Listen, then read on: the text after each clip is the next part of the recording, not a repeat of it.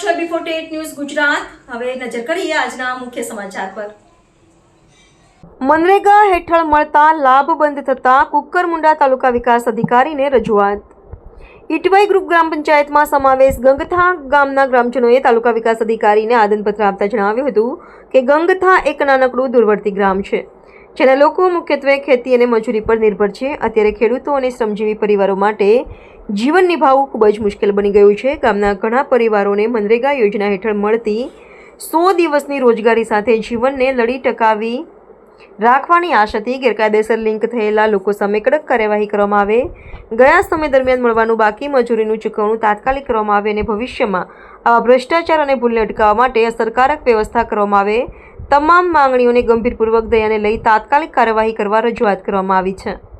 B48 news Gujarat સાથે reporter Hansraj પાડવી સાથે નીતિન વસાવે, તાપી।